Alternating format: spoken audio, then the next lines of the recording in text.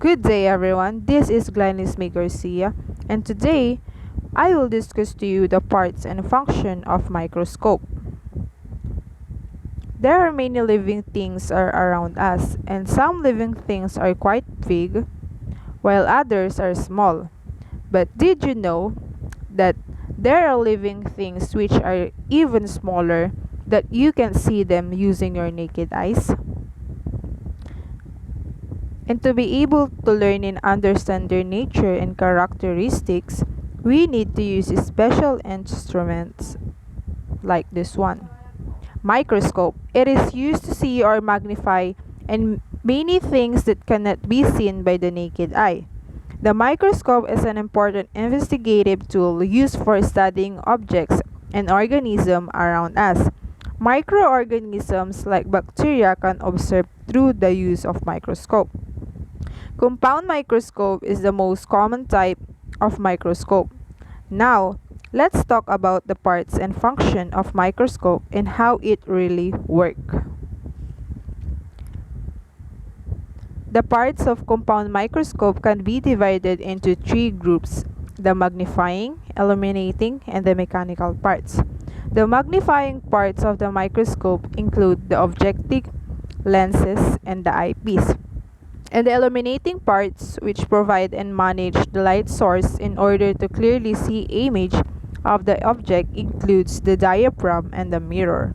On the other hand, the mechanical parts provides supports and protection to the other parts of the microscope.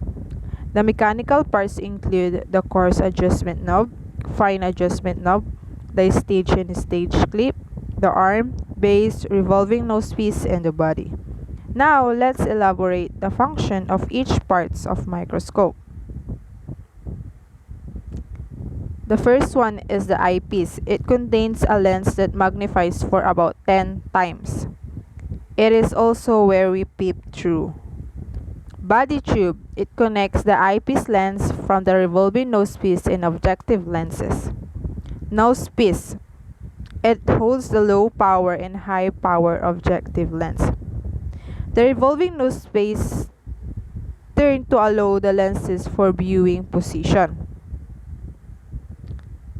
Objective lens gathers light from the specimen, magnifies the image of a specimen, and projects the magnified image into the body tube. The larger one called high power objective lenses, which can magnify for about 40 times. The shorter one is called low power objective lenses, which can magnify for about 10 times.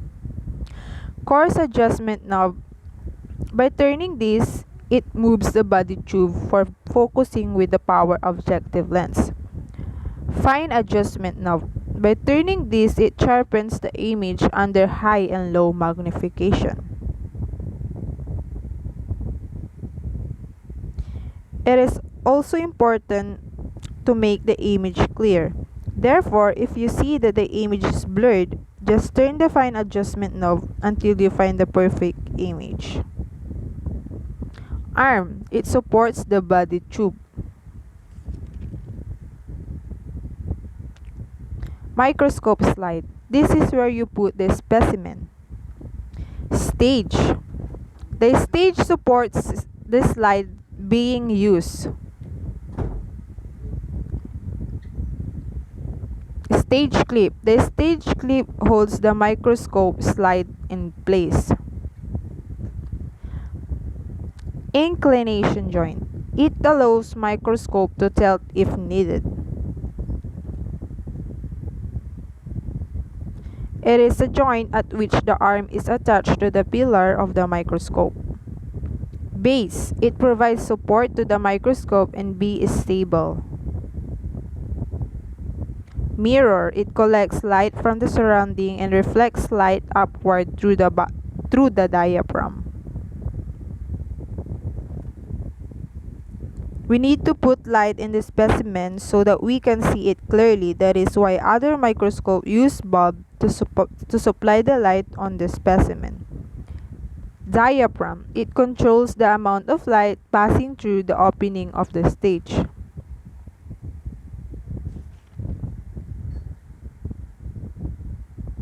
And that would be all.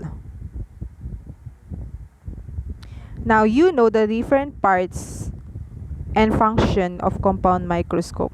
Did you know that there are other high-tech microscope that was able to observe even bacteria, molecule, and even cells? That is amazing, right? And that would be all. Thank you.